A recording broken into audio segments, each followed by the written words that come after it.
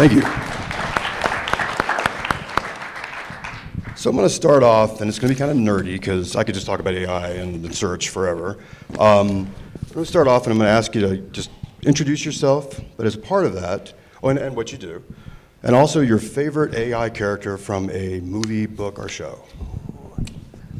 I'm glad I get to go first because I'm going to steal one of yours, I'm pretty sure. So, It can't be Hal or no, Stein. no, those are too easy. So Morgan Shimmy, I oversee acquisition marketing and CRM for North America on HP.com. And I think I'm going to go with two because I was going back and forth and I couldn't make the choice. So I'm going to date myself here and some of the people in the room. So Vicky from Small Wonder, just phenomenal. You don't know Vicky? No. Vicky was. Oh, I don't know. What year are we talking? Vicky was like, I'm gonna go like Punky Brewster era, whenever that was. So like. Oh, like Buck Rogers back. It was like 80s TGIF. Anyway, so Vicky was pretty phenomenal, and then I think Rosie from the Jetsons, because she just had this sass that was just incredible, and that I really gravitate towards. Okay, so Christy Olson. I work at Microsoft.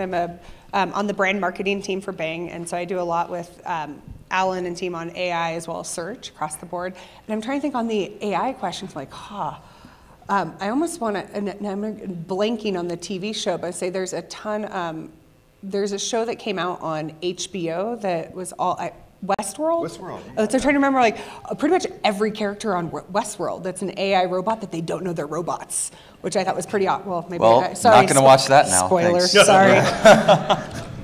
Some of them know, not all of them. Well, you met me 2 minutes ago, so I'm not going to introduce myself. But I'd say, I'm not allowed to use Skynet, huh? The one from Resident Evil, maybe? Ooh. Yeah. The little girl? Yeah. Oh, yeah. Yeah, I forgot her name. I don't know. I don't know her name either, but I actually know who you're talking about. Yeah. You mentioned it before, and I wasn't sure who it was, but I do know. All right, so we'll start with our first question. This is for all of you. And basically just the idea of, how would you define AI, a brief description of that, and then how are you using it, or how do you plan to use it? So I think AI is effectively, it's one of these panacea terms I feel like of late. We could just easily be talking about machine learning or a variety of different things. I think it's really just a combination of raw processing power, consumer insights and intelligence, and really smart algorithms to make sure that as it applies to advertising, that we're putting the right message in front of the right audience at the right time. So I think that's what it's distilled down to, and I think it's just kind of this ongoing evolution that's really starting to happen as like Google and Facebook, and we'll talk about this in a little bit, but as a lot of these companies start investing more and more in raw processing power, their ability to get much closer to that customer's intent and deliver the appropriate ad. And I think it's going to become increasingly challenging, as we'll talk about in a little bit, around voice and stuff like that, when there's a lot less opportunities. There's not going to be 4 or 5 slots in voice, there's going to be 1. And so I think it's kind of a good chance for us all to be talking about it and engaging on it. And just to piggyback, when you talk AI, like you said, people think artificial intelligence, machine learning, deep neural networking. The way we're looking at it, Microsoft is all about it's intelligent technology that's being amplified by using the data on the back end. And it really comes down to intelligence. It's understanding your data and being able to connect your data sources, because data is going to be the foundation and the key for everything that artificial intelligence needs to do and works off of. And so how we're using AI at Microsoft, we have it. Search engines, the original AI. We think about it, no matter what you do, if you're on a search engine, the recommendations, the results, how it gets the information to you is all about machine learning on the back end and presenting that forward. But there's also things, as they were talking about this morning, that people don't even think about as AI-led technology. So if you think of the ads platform, ECPC, anything that's forecasting what you do from a bid basis in those bid platforms, a lot of those are using AI. Audiences, so the in-market audiences, looking at user behavior and finding intent. So we use it on that end in terms of an ads product, but even across Microsoft, our core marketing group has been using AI to sort of look and get a 360 view of our customer to try to get a better view of how do we market to them, how do we get to that personalization level of the right message at the right time, and making sure that we're not overextending how we reach out to them. Yeah, and from my perspective, I honestly think, and we just kind of discussed this, but I just think the word AI is overused quite a bit. And I think that just having kind of if-then waterfall logic type algorithms doesn't really qualify as an AI.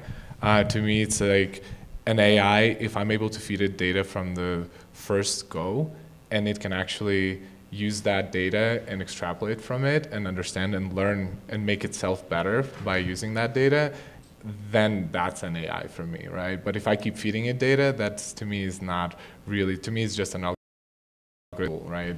Rule-based. Just to follow up on that, so you're feeding it data, as we all do, but it's instead of you giving it a direction or a strategy, it's looking at it and saying, hey, I noticed this, and if we do this, you can get that. Right, right, and that's what I feel like that's the true AI is when it actually takes a look at a certain amount of data, it understands that it has statistical significance to make its future decisions and find more of the audiences that it's identified, right? That's finding those common traits that are much harder for us to find as human beings, right? So. And I think the other piece is that, like, whether or not we all realize it, we're influencing it day in, day out. So I think we probably all had the experience where Google asks you right in the search result if this was the right search result and it serves your needs. Like, all that data goes right back into Google to identify, yes, this is the right search result for this one individual. And I think just obviously the one piece with AI is like personalization fits into it. It dovetails really closely. But we're feeding a lot. It's kind of this vicious cycle as far as marketers, we're feeding data into Google or Bing. We'll use Bing as an example. We're feeding data into Bing as marketers.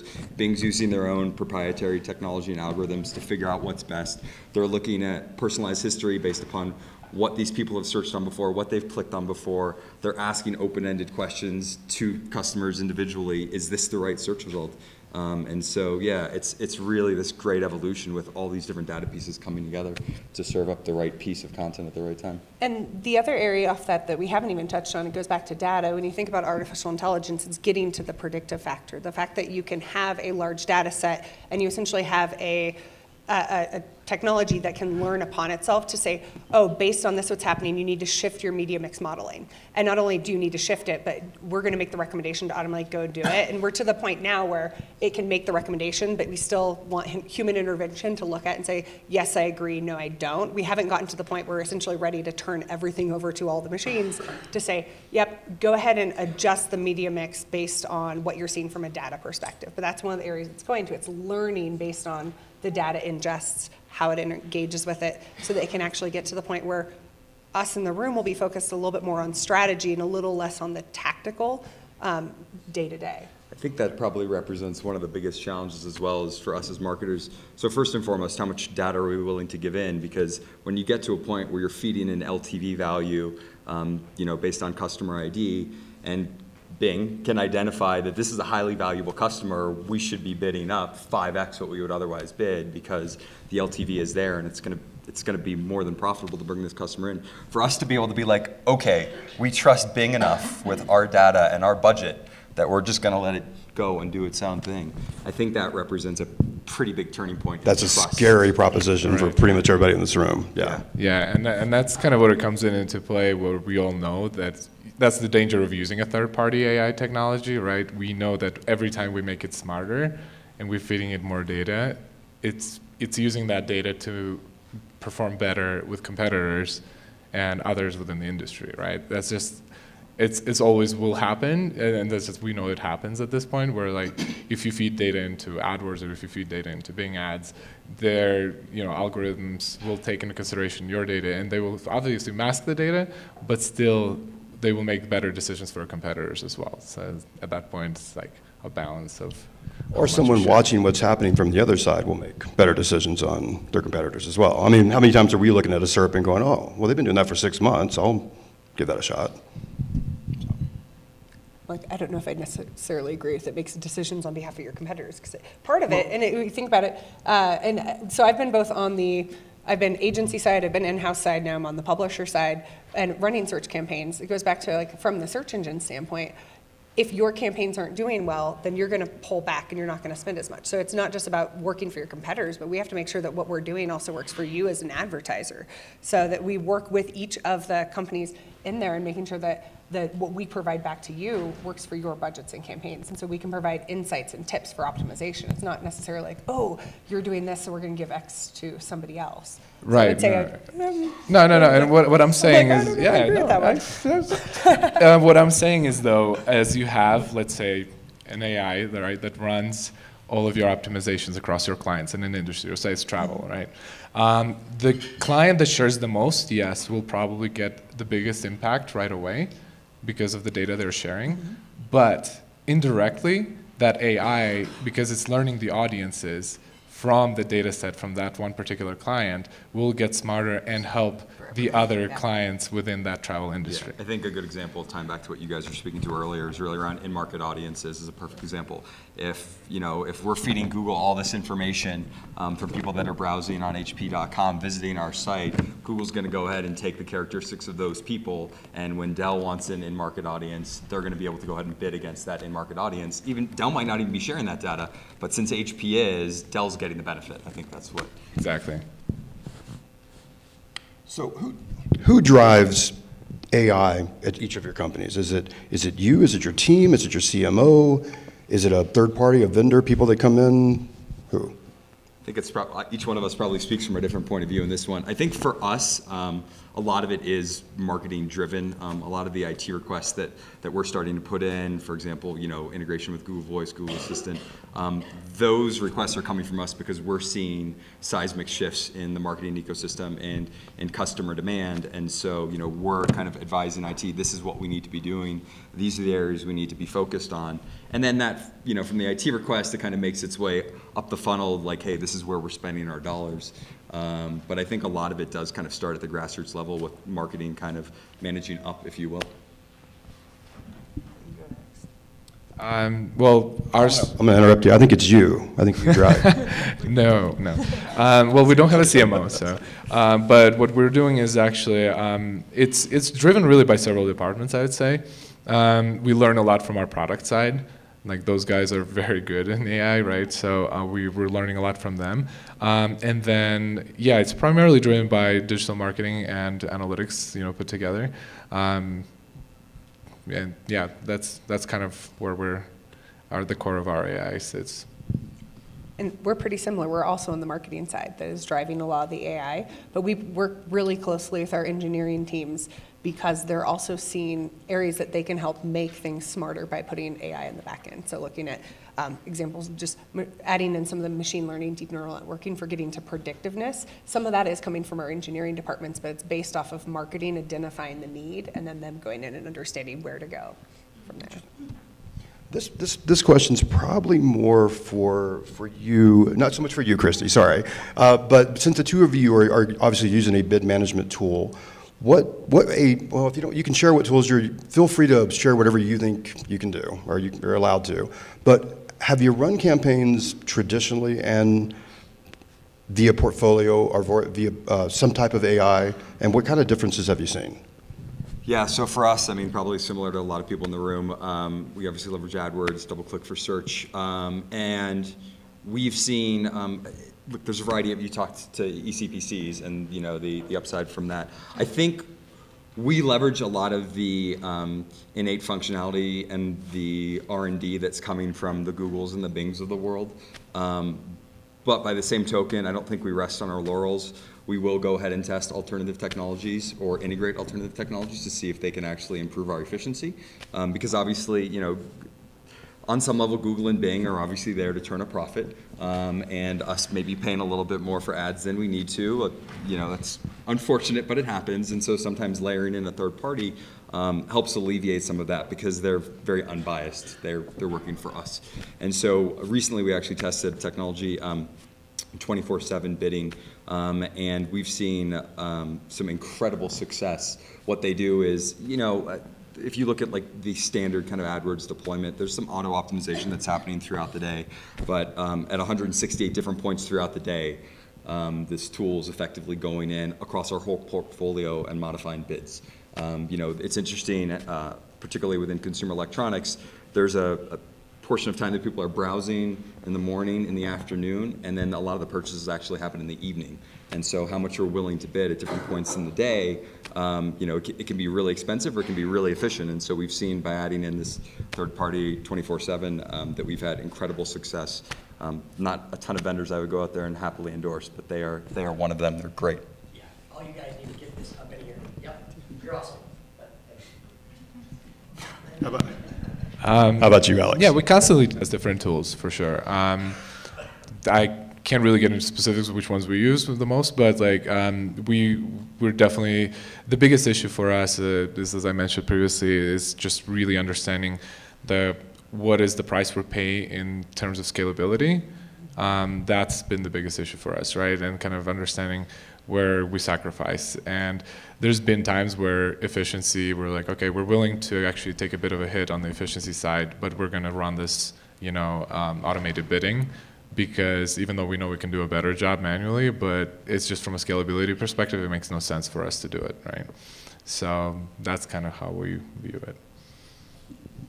We've had mixed results, and I'm just thinking like portfolio management and things like that. But I think it's interesting because AI, artificial intelligence, it does still require some type of organic intelligence. Like you've got to point it in the right direction, or listen to it, or read from it, or it has to learn from something. So you have to start with the data set. Yep. And so you have to figure out, okay, you have the data, now you have to train it and teach it, and it has to learn. Then as it works or doesn't work, then it goes back to similar SEM. You make corrections on a pretty regular basis. And I think even with the different, whether you do portfolio or manual, you're still learning, like, yes, this is working, no, this isn't. Do you want a trade-off of, do you want the efficiency or do you want the growth? I think the data sets piece is really important. I think, for a long time, people have been designing, and this kind of touches on SEO as well, but I think for a long time, people have been designing websites, just obviously for the consumer and the end consumer experience, but I think more and more as you've seen things like comparison shopping take off, the importance of having a very well-structured feed and leveraging as many of the different variables in that feed as humanly possible to ensure you're showing up towards the top of the auction. I think that having structured data sets and leveraging as many of those as possible within your site, whether it's things like schema.org or your XML product feed being optimized, I think those elements are going to become increasingly important as AI starts to leverage more and more data, and it needs to be in a format that's easy for whether it's Google, Bing, what have you, to digest. I think that part of whether it's web development, what have you, is going to be something that's going to really continue to see a lot more focus moving forward. And I think the entities that have really good structured data are going to be the ones that kind of pull away in the marketplace. Excellent. So switching gears a little bit, from a consumer perspective, and I loved what Paul spoke about this morning with the 50% of searches being on voice in a couple of years.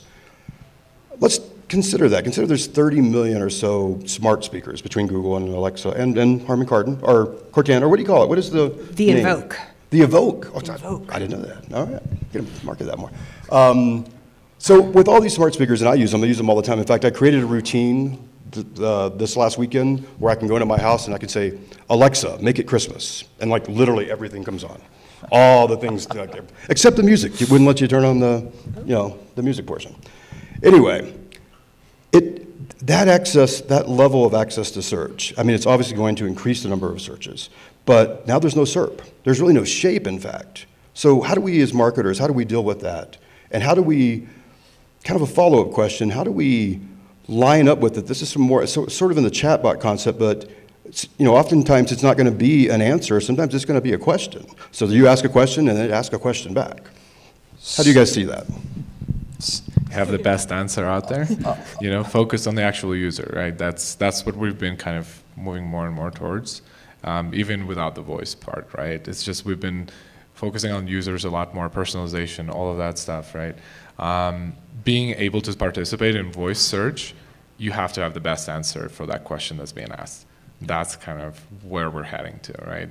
And being able to have those answers too, right? So how do we structure our data sets around like answering the questions that the users may benefit from your specific company, right? So with us, it's pretty obvious, like, oh, okay, how do I get to, wherever.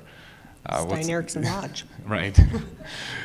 So those types of questions for us are more important, right? And then for others, it's going to be like, okay, what's the best printer out there, or how do I get overpriced ink cartridges. Hey, I print at work. I don't have that problem. So I think voice probably represents one of the biggest challenges that we're all going to face, because we're quickly moving towards an ecosystem where there's no visual results, and there's no longer 6 to 8 CSE results on the left and 3 to 4 standard text results on the top. There's one result. And so how do we as brands make sure that we get that one result? I think is going to be increasingly challenging, and I think part of it is, having the technology set up right, so you are using the structured data, you make it really easy to have the best possible information. But I think the other piece of it is that, where everything's going right now with personalization is that, Google, Bing, et cetera, Alexa, they're going to look at your past purchase behaviors. They're going to look at products you purchased in the past. They're looking in your Gmail to see, what emails you're opening from what brands. And so when you do search for a product, they're going to go ahead and choose the one that's, if there's 3 equal products, but you've identified brand preference towards one, historically, that's going to be the product that they tell you about. And so I think for us as brands, as much as it is about optimizing everything else, it's about making sure our holistic marketing is generating brand preference within our category versus our closest direct competitor. He's looking for a 24-inch LCD screen, and they have historically opened Dell emails but not HP emails, then Google or Alexa are going to be offering up a Dell product and not an HP product. Based on what it knows about them already. Yeah, and so I think that represents a really big challenge, and I think that's something that, holistically working across your marketing department to identify, like 20% of search right now is happening in voice, and I think, by 2020, it's estimated to be close to 50%. Like, you need to start taking activity now, start investing in IT, start investing in marketing dollars around brand awareness now, because that's coming. And we all kind of need to be there for it. So I break it apart in 2 areas, because you have the smart home speakers, which is one, which the smart home speaker right now, you're right, there is no screen.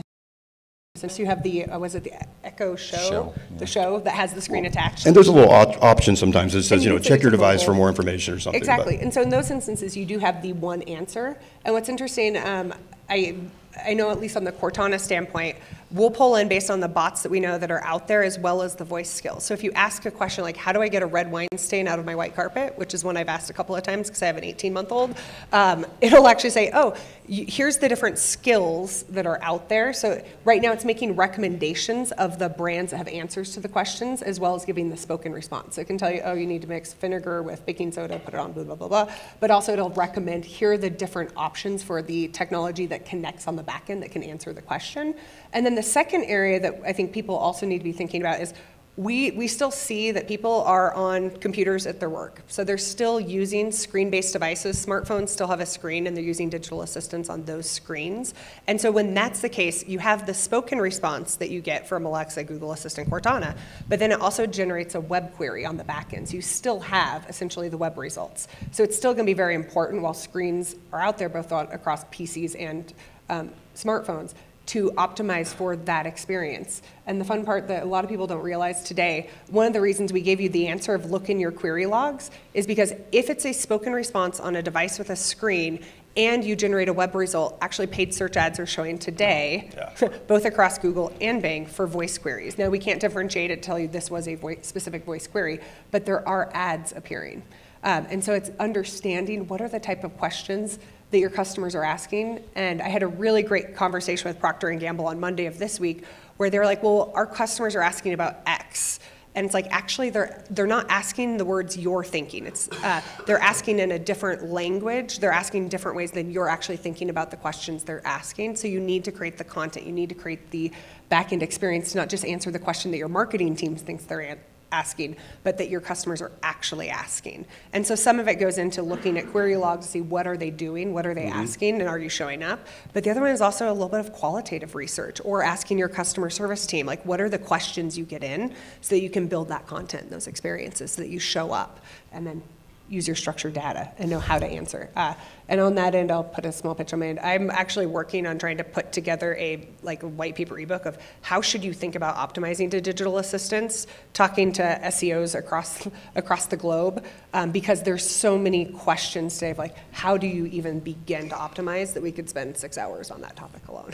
I do feel like, in particular voice, there's going to be a real first mover advantage. The companies that go ahead and integrate with like Google Payment Technologies and whatever the Bing equivalents are, those companies are going to probably have a nice 6 month to 1 year advantage over some of the others that haven't gotten that far. So now's a really good time to be talking with your Bing reps, with your Google reps, with your Amazon reps, what have you, around what you can be doing to put yourself at the forefront. Because there are those companies that prefer to be laggers and to wait to see what happens. But I think we all probably have integrated, I imagine 75% of the people in this room either have an Alexa, Google Home, or actually use voice assist via Siri or Google or Cortana on their cell phones. So it behooves us all to get ahead of this now. Well, and the one area that I love on the chatbot side, and it's one that for me it's going to be super important. I have a toddler on my hip half the time, so I'm using voice commands and skills on a regular basis, is not only just asking the question, but essentially taking skills and chatbots to help you get to that action. So if I ask, like, okay, where do we go for dinner at 5 o'clock tonight that's toddler acceptable, because this hotel is not exactly the best place for a toddler, where do we do that? That it can come back and essentially, oh, the Open Table app or Open Table chatbot can give you recommendations. Do you want us to go ahead and access it? That's where we're going to go with digital assistants. It's not just pulling in the search results, but the fact it can access other intelligent technologies to help provide the answer. So it's not just making sure it's website based. Do you have the entire ecosystem across voice skills, chatbots that can engage and interact with those assistants to help go from question to action? It's really interesting. I mean, I kind of hear all of you saying sort of a version of, it might turn out to be who has the better skills, who has the better bot. If I want a new computer, am I going to ask Dell, or am I going to ask, because of the quality of the computer, but who's going to tell me better what it is I need, right? Who's going to walk me through and say, well, what do you need to do with it? Are you doing this? Are you, go through the answers and so forth, and then give me a result. Is that accurate to say? Soon. Really soon. Wow. And we're still having search results. There's still web pages that have it, but if you're using voice, it's being able to have that voice command that goes back, and that a lot of times the back-end connection of technology is coming in not just from the digital assistant side, but it's coming in from other technologies like skills and chatbots. It's like Jarvis, or whatever what's the new one? It's not Jarvis anymore. Like girl with an Irish accent. Never mind. All right. Last question, we'll end with this. Do you think that AI will take away all of our jobs? Do you think 5 years from now, this will only be like this many people, just be these guys at this table? So I don't think it's going to take away our jobs. I think, will we be at the helm turning the knobs as much as we are now? No. But I think you're probably always going to want somebody in the cockpit to take the plane off and to land the plane. You're always going to want, just in case. It's nice to have. I think what it's going to enable is us to kind of think about more holistic strategy and how we integrate the different marketing channels together and how we dominate in voice. And I think there's just going to be a lot more time that gets created for us to focus on strategy and driving increased efficiency. But I think, a lot more of the day-to-day optimization and the day-to-day turning of levers is going to become highly automated. Yeah, I agree. I mean, I don't think we're going to see machines replace us. I think that from a strategic perspective, there's always going to be humans driving the technology, because again, machines won't know business goals and business needs. But we are able to actually tell them, hey, in this market, we are okay to bleed a little bit of efficiency, but in this market, we need to be a lot more efficient, right? Or supply constrained in this market, right? So you kind of still have to tell the machines what your business goals are and what you're looking for, so they can do that for you, right? And then I can see also and you've seen this already in the last few years, how marketing roles have become a lot more tech focused.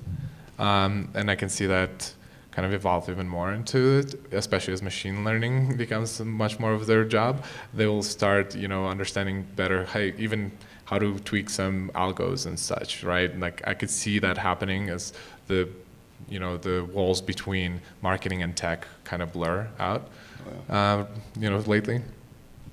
Yeah, and I think it goes back to like it's human ingenuity amplified by intelligent technology. Do we need humans? Yes, you're still going to need the marketers in the room to put in the inputs. What are we goals? What are we going after?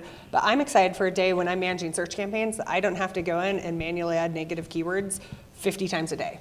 Or look at that. Like if you think of like what can it do, it can help us save time. It can help make us more efficient with what we do because we're focusing on the strategy, less of the tactical tiny components. And so it'll shift some of our jobs. Like there will be a new role coming into marketing in order to leverage AI all about data and the data integration on the back end. Do you have your CRMs connected to your analytics data sets so that you can use all the data available to get to that fantasy, the one goal of one-to-one personalization? In order to get there, you have to have the data on the back end. But in terms of search, it's going to help us be better at how we get our message out because it can learn off of those data sets and that we can be better and smarter with like ad copy creating testing. Internally, we were using a couple of different tool sets. In the time, I could run 300 manual PPC ads. An AI-based platform ran 3,000 variations of ad copy. Same time frame, just being able to use essentially their tool. They went through 10 times the amount of ad copy. It's amazing that we could get to so much higher, better, what's driving click-through rates of different word combinations that much faster than me doing it manually. Great, let me continue to feed ideas into it. Let me feed creative components in so that I can actually focus then on more of the strategy side of where else we need to go, how we need to be there, and less trying to manually come up with every ad combination humanly possible. I'm excited for that day. Maybe just me. I think the first part of AI really is it's doing things we can't do or doing things that we can do but doing it way 1,000 times faster. I mean, that's how we're kind of using it now. And it grows. Absolutely. Excellent. It still needs that human touch. I think you're all absolutely right about that. Just think if you just let it go and it had no idea of just the tact of how we work and operate with each other. And you're in the middle of a meeting and it pops up, and I've seen this actually in someone's computer, and it said, your magic hair gel growth is available or has been shipped and is coming to your house or whatever. It's like, no, I don't show that right now. I don't want to see that. Things like that. I think that's the part that all of us really kind of get to keep in mind. That is kind of what we do. Our strategy is a lot more than just giving it a direction. It's that tact, it's that human touch, it's a whole bunch of je ne sais quoi that we probably should get better at defining. Thank you all very much. That was great. Thanks, Steve. Thanks, panel. I'd like to welcome anyone who wants to ask a question of the panel. Oh, wow, Lori's already got one. Lori, please tell us who you are and where you work. Lori Sullivan, Media Post. Alex, you said that the company doesn't have a CMO? No. So Anyone wants a job? No? who makes the decision on the type of technology that you pilot and use? Do you work directly with the IT department? No, so our structure is marketing department and an ad tech team are the ones who drive the decisions around what kind of technology we use specifically within marketing. And there's pros and cons to it, but the biggest pros are definitely that people who are closest to the campaigns and channel managers are actually have a voice in terms of what technology is used to optimize their channels. So that's how we're structured. I have another one. Would that be okay? Morgan, without, you said that the voice represents the biggest problem marketers have. And we sort of talked about, no screens on the hubs. I mean, some of them do connect to screens. But would it be an opportunity maybe for HP to look to see how they could change that or augment that? I think part of the beauty, so it's an interesting question, I think part of the beauty, and I don't know if it represents our biggest challenge, but it also represents, conversely, our biggest opportunity. And yeah, while there are opportunities like Alexa Show and some of the others, part of the virtue of having this voice assistant there is kind of not needing to use the screen. It's the ability to ask a question, to ask whether, how long is it going to take me to get to work, and then ask Alexa and then ask Google and see who gives you the better estimate. I think that's part of the virtue. It was weird. I walked into the hotel room and I actually said Alexa yesterday night. I don't know why. I just so innate having that technology around. But I do believe that holistically, I think a lot of the benefit of voice search and the reason that both Alexa and Google have moved to a micro format insofar as the mini or the dot is because they see that there is a need for something that doesn't involve a screen, and something that is purely audio, and something that can understand you from anywhere in your house. And I think there's a lot of other virtues to having the pure audio ecosystem. My kids use it. They've got one in their room, and they'll call down to the kitchen and annoy my wife, and they'll use Alexa's drop-in feature. And so I think it's the utilitarian aspect of voice as a standalone, frankly. So I think you will see kind of voice and video overlay, but I think there will consistently be a voice-only ecosystem that will exist. Well, I'm kind of wondering about the HoloLens and whether the Harman Kardon speaker will somehow integrate with the HoloLens, so you won't need a screen, it will just appear. Well, so they're looking at right now in the HoloLens or the mixed reality integration that there is Cortana integrated into it, so you can ask questions and essentially pull up web results using voice.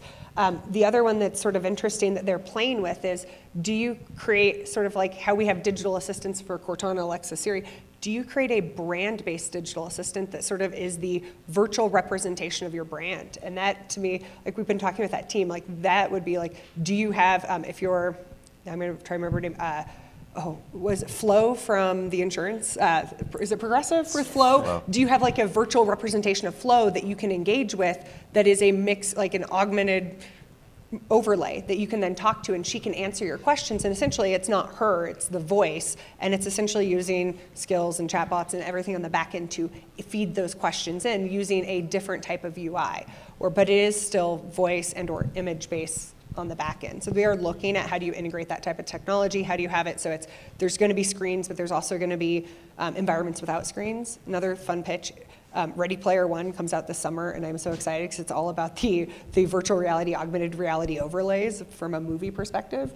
And it's the like, we're way out from being to that environment where everybody's engaging in augmented and virtual reality worlds, but it's moving toward that directions where you can use the spoken commands and have different experiences.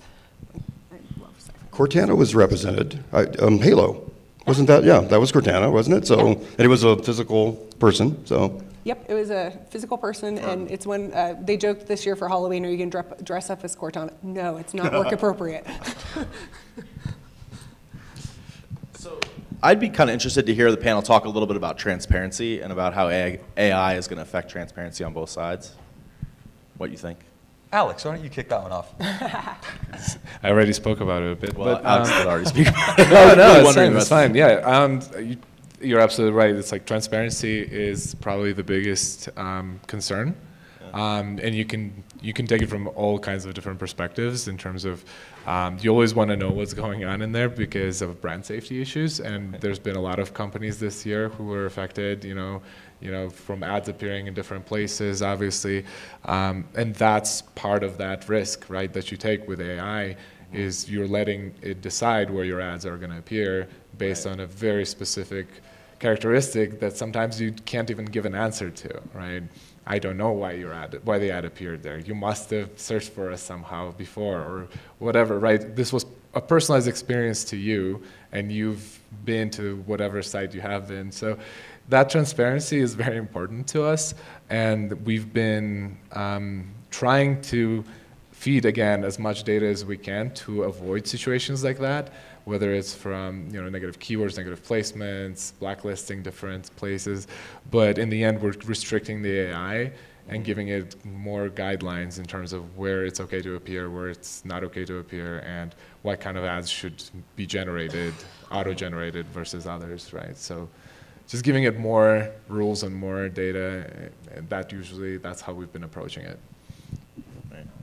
Christy? On the tech side, so one of the things that's been pretty strong at Microsoft is understanding both a combination of privacy within data as well as transparency on that end. So like for transparency, for what you're saying, Bing I think is one of the only ones that gives you like what is the different syndication networks, so you can actually see what sites you're appearing on and put them in as negative. So you can actually do regular optimization where it doesn't just show up as a Bing partner network or syndication network. We actually give you that access. But then on the Cortana side, we ask you what type of data to get access to. So that way you have to give permissions to be able to access email. You have to give permissions to be able to access your contacts within your given phone or given device. But the flip side is, at least from a digital assistant perspective, the more data you give it access to, the better it can serve your needs in terms of trying to give you more information and insights. So a good example of that, I use Cortana day in, day out. It knows where my daycare is, it knows where my office is, it knows where my home is. It will tell me, because I pay extra like $10 every minute I'm late for daycare pickup, it'll tell me when traffic's bad, I need to leave 10 minutes early because of traffic, because I've given it access to my data and information. So it can tell me before I even ask the question, here's this. So part of it is I've given it access to my data, and it's transparent about what data it has access to, and there's a whole website you can go to at Microsoft of here's all the different data connection points, and at any point in time you can revoke those. And we think pretty highly on privacy as well, making sure that we are making secure systems that if anything happens from a breach side, we will communicate it quickly, that that users should have access and controls to what is being done on that back end. I think we're at a weird precipice, just as humanity goes. I think people are coming to realize that expectations are so high. You expect to get the right search result the first time you key it in. You expect the hours that show up on Google for a place that's open to be the right information. And I think, along with a lot of these expectation comes our willingness to kind of open up our lives to these different technological advancements, such as, yeah, you're going to be late. It's going to cost you, if you don't leave right now, it's going to cost you $150 for daycare. And I think it's weird. Some companies actually, if you kind of take it out of this ecosystem and you apply it to like more the brick and mortar world, Amazon had this thing come out, was it like 2 or 3 weeks ago with Amazon Key, where the delivery person could actually open the door and put the product in your house. And which is really creepy, but obviously Amazon did the research and they determined that like there is a percentage of customers that are okay with this. And then inevitably, as soon as that comes out, somebody hacked into it and like it pretty much was like it blew up very quickly in their face. But I think we're kind of crossing this weird space, whether it's giving people access to our physical homes or giving people to our digital homes, that people are starting the level of comfort with these types of things that would have been way out of bounds 10 years ago. We're getting pretty comfortable with it right now. So it's going to be interesting to see what happens with PII laws and transparency, et cetera, in the next couple of years. You bet. Yeah. Well, are there any questions for the floor for the panel before I move along? No? All right. Well, Steve, panel, thank you guys very much.